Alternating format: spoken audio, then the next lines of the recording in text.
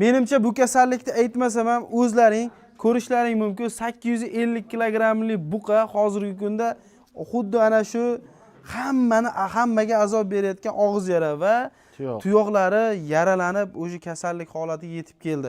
Soatimiz 12 dan 35 minut o'tdi. Menimcha shunday, a? Meniki 45 minut. 40 minut ekan. 12 dan 40 minut o'tibdi. Soatga hali beri tushunmayman, to'g'ri tushunasizlar?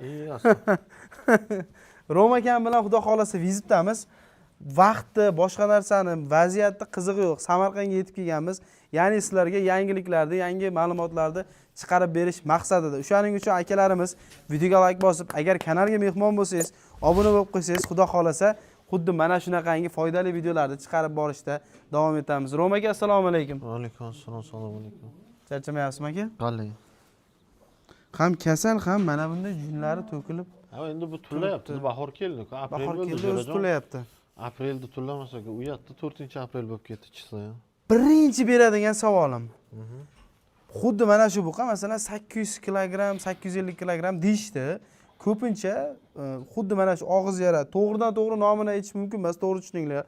Stomatit. Stomatit kasalligini 800 kilodan masalan kattaroq buqa bo'ladigan bo'lsa, yaxshi so'yib o'rgan ma'qul deyshadi. Lekin sizda xudo xolasa mana so'yilmabdi. Shogirdlar buni davolayotgan joyga yetib keldik. Ha, hozir o'zim nimaga videoga qo'yasiz. Tuyoqning orasiga ukol qildik. Video davomida ko'rishadi. Xo'p, antibiotik qilyapmiz. To'g'ri tushunasizlar, antibiotik qilinishi kerak. To'g'ri, bu kasalga primoy antibiotik o'ziga ta'sir qilmaydi, lekin uni olib keladigan asoratlariga antibiotik kerak va mana bunaqa katta mol bo'ladigan bo'lsa, vesi og'irligiga va so'lak oyoqlariga tomganligini hisobiga, tuyoqlar aylanmasi katta bo'lganligini hisobiga tuyog'iga yara tegadi, xohlasangiz, xohlamasangiz. Chunki bu yilgi kasallik ko'pchilik mollarda og'zidan yara bo'ladigan bo'lsa, ko'pchilik qo'rqmay ham qoldi уже. Oddiy holatga aylanib qoldi. Shoxi tushib ketsa ham, burunlari shilinib ketsa ham qo'rqishmaydi, chunki 5 kun, 6 kun, nari beri 7 kunda tuzatib olsa bo'ladi. Oxirgi stadiyasida hammaga bitta nimani ochaman, sekretni. Oxirgi stadiyasida уже mana bu spreyni sepasiz quridi. Ozgina so'lak ajratyapti, burunda, labida yara bor. O'sha paytda 2 kungina bir mahal levimikol mazdan surtib olsaga bo'ldi. Yo'q. Yaraga surtiladigan, o'sha yara chaqalarga surtiladigan levimikol. Buniki hozir bir 3-kun. Hali emas, bunikiga ham 5-6 yoki 7-kunda levimikol maz surtilsa agar og'izlari polnisi stanokka o'xshab ishlab ketadi. Bali. Xudo xolasa. Tuyoqlarni obработка qilamiz. Biz kuparosida yuvish kerak yoki salarkada chayib turish kerak va undan tashqari hozir ko'rsataman. Roma aka, bitta o'zimni qiziqtirgan savol bu molni hozir, masalan, og'iz yara o'zi bo'ldi. Faqat Fulnex'da, ya'ni og'riq qoldiruvchi dorini o'zi bilan tuzatib olsa bo'ladimi? 5-6 kunda o'tib ketadimi yo antibiotik yoki boshqa bo'ldi o'zining vazifasini qilish kerakmi? Uning uchun mol super immunitetli bo'lishi kerak. Siz faqat og'riq qoldiruvchi bilan uni tuzatadigan bo'lsangiz agar. Unaqa super immunitetli mol bunaqa kasal bilan kasal bo'lmaydi. Kasal bo'lmaydi, o'zini o'tkazib yuboradi. Siz unaqa savollarni qayerdan olasiz? Yo'q, haligi videolarda ko'rib qolaman-da. Faqat og'riq qoldiruvchi kolni qilib qo'ysak bo'ldi. Bizlarga shunaqa kallalar bor, vobshe ishlamagan kallalar deydi-ku. Nimasi, zavodni moyi bilan turgan kallalar, o'shanaqalar. Yo'qqa ishlov berilgandan keyin boya bizga ishlov berib bo'ldik bunga. Yashirmay ko'rsatinglar, uni ko'rinmadi. Hozir reklama deb yozib yuborishadi. Ya endi ma'lumot o'rnida bo'lib ketadi-da. Mana ma'lumot o'rnida sepyapman. Rangidan topib olishdi.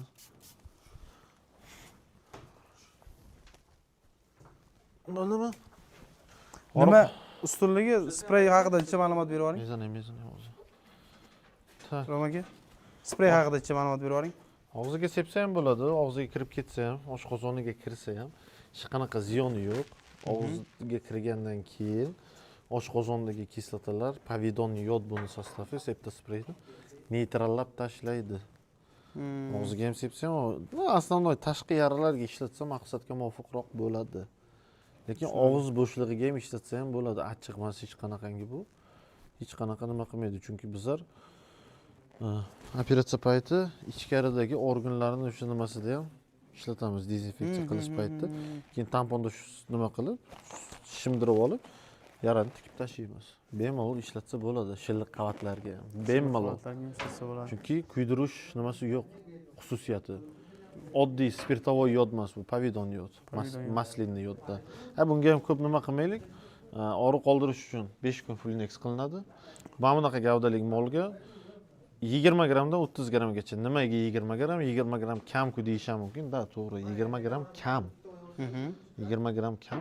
Lekin no degan joyi bor. Temperatura baland bo'lmasa, prosta og'riqni snimat qilish uchun qilsa bo'ladi. 20 gram. Temperatura baland bo'lsa, 30 gramgacha qilish kerak. Chunki trig vес juda ham katta, 850 kg atrofida Sizga chiqadi. bitta narsani tushuntiraman. Qani, nimani bering nimaga? Mana bu narsa yo'q emas.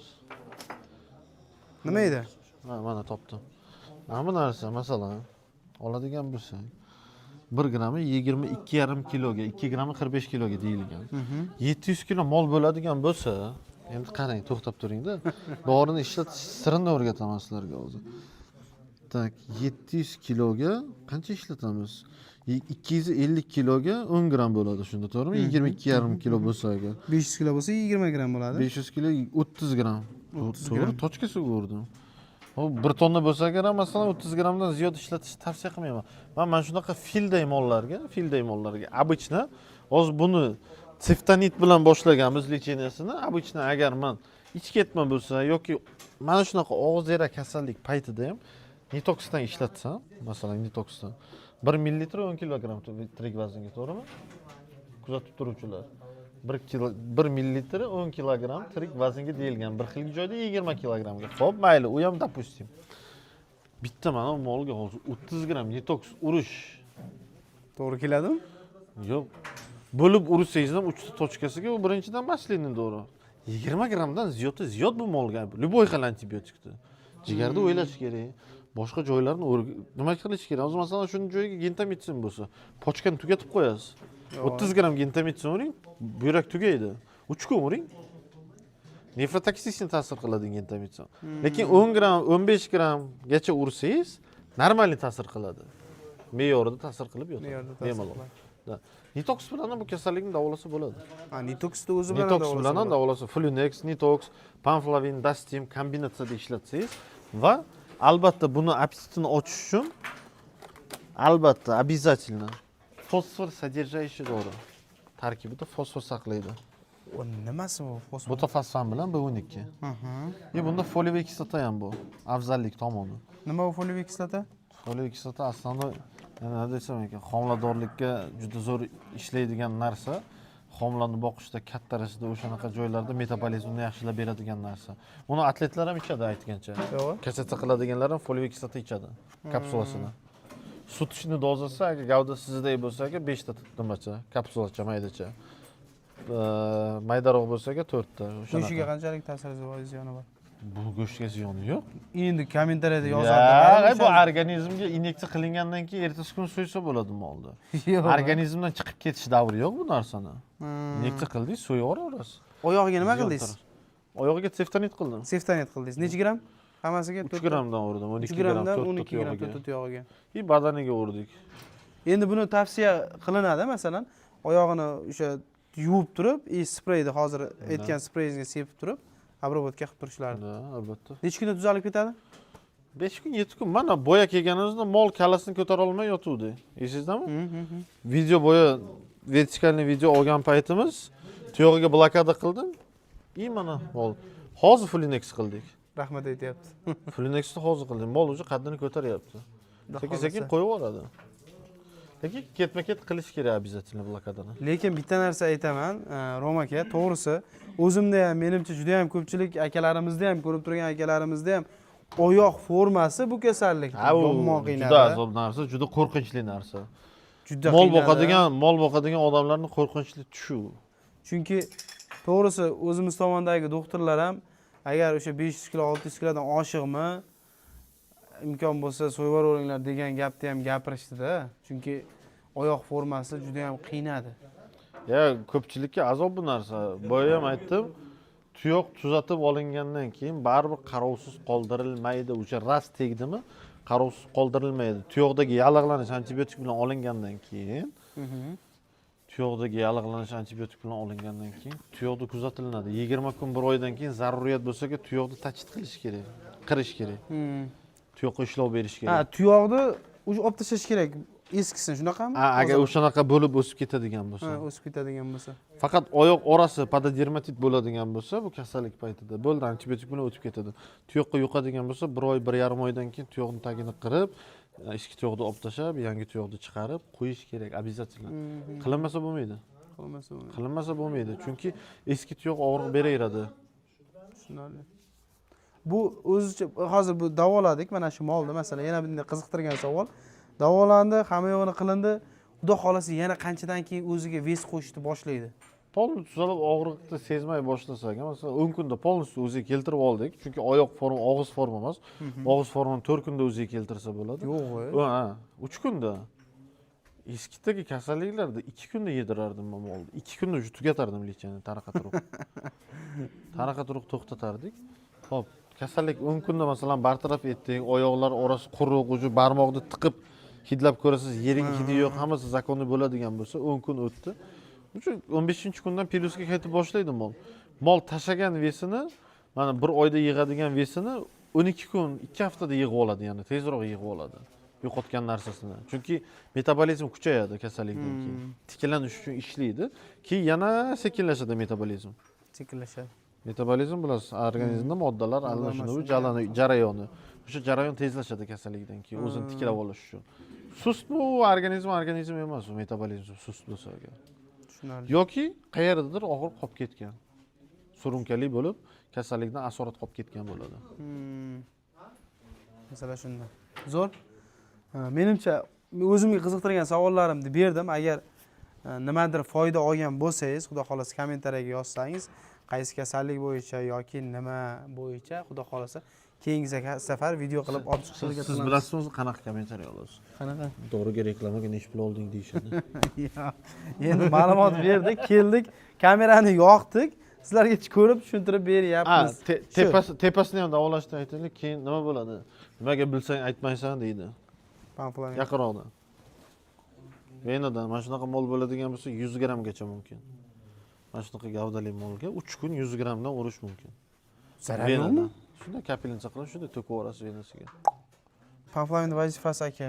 Xo'p, organizmda eritrotsitlarni bo'yaganligini hisobiga buni ustiga virus mina olmaydi. Bu bir. Ikkinchisi, u qanaqa RNK saqlaydi. RNKning ichiga kirib, hujayraning ichiga kirib ko'payadi. O'sha yerda ribonukleotli kislotalarning joyini almashtirib qo'yadi. Adenin, guanin, sitozin, urasil bo'lsa agar RNKning ichida, o'shaning joyini vaqtincha almashtirib qo'yadi. Bo'ldi, virus kirdi, o'sha yerda qamaldi, qamalgandan keyin tashqariga chiqib keta olmaydi.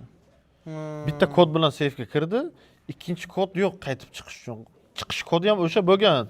Bu dorini jo'natgandan keyin siz hujayralar aro parolni o'zgartirasiz. Yo'q, ha. Vaqtincha 2 hafta, 20 kunga siz o'zgartirasiz buni urgandan keyin. U kasallik qo'zg'atuvchisi nechidir soat yoki nechidir kunning ichida u hujayraning ichida qamalib o'lib ketadi. Bo'ldi, zararlangan hujayralarga makrofaglar keladi, makrofaglar yopishib, makrofag uni yeydi, bo'ldi, chiqarib tashlaydi organizmdan. O'sha paytda ariqlaydi. Bu kasallikni eng xarakterli xususiyatlaridan biri bu kasallik qo'zg'atuvchisi miotrop hisoblanadi. Miotrop degani imенно nervni, nimani, go'shtni yeydi. O'shaning uchun ariqlab ketadi hayvon. O'shaning uchun riskga ariqlab ketadi. Lekin yegani uchun. Ha, lekin boyaga aytganimdek, organizmni moddalar almashinuvini tiklab berganimizdan keyin, usilit qilganimizdan keyin, tezlashtirganimizdan keyin yana qaytib keladi. Siz necha kundan keyin tuzalish boshlanadi dedingiz-ku. Bu nimasi? Yana bitta eng ключевой momenti, kalit moment. Makrofag. Mana bu o'ldirib bergan, boyagi zararlangan hujayralarni qamagan makrofagni tezroq ishlatadigan narsa, nospetsifik immunitetni kuchaytirib beradigan narsa mana bu bo'ladi. Bilsin. Ha. Baxtliliklar aytadi, kartoshka poliyada foydasini ko'rmadim deydi. Mol o'ldimi deyman. Qilding foydasini ko'r, mol o'ldimi deyman. Ayyo, o'lmadi, tirik qoldimi? Kasallik kechdimi, o'tib ketdimi? Ikkilamchi bakteriya bilan kurashmagan bo'ladi. Yaxshi. Hozir dala qo'riqchisiga o'xshab. Unitazni knopkasini bossa suv aylanadi-ku, taranda o'shanaqa joyga va o'shanaqa negativlarni oqizib yuborsang-da. Mayli chiqsa hamma yerda unaqa bo'ladi. Endi Yo'q, foydalanganlar, tushunganlar men kommentariyga bilganimni aytyapman. Qolgan o'sha havodan yoki To'xtang. osmondan olib kelib Mana gapirgan. qilinayotgan narsani aytyapman mana. O'shanaqa agar umni chit qiladiganlar bo'lsa-ku, o'zi kesin bo'lmasa. Yo'q, kelmasin mayli. Kelsa-ku urib o'ldiraman shipirgi bilan. O'zi chiqarsin video. Ko'raylik. Ko'rsatib bersin, Ha, rezultatini, ko'rsatib bersin. natijasini. Rezultat mana buni qildik. Men undan oldin ham qo'yganman bunaqa kasallikni olib chiqib tuzatgan holatimni, undan keyin ham qo'yaman, hozir ham qo'yapman. Men birovga masalan biror narsani o'sha nima deydi? Isbotlash davridan o'tib bo'lganman. Isbotlaydigan narsani isbotlab bo'lganman. Agar sizga kommentariyada yozilganda masalan, ko'zim tushib qoladi baribir. Foydasi yo'q, boshqasi yo'q, bir tiyinlik qilayotgan ishlaringni foydasi bo'lmasa, shunaqa joylarda kim chaqiradi bunday tasavvur qilinglar. Shunaqa firmalarga yoki kimdir molimni davolab ber deb chaqirmaydi hech kim. Ha, men bu yerda olayman. Mana nimalar bu yotibdi.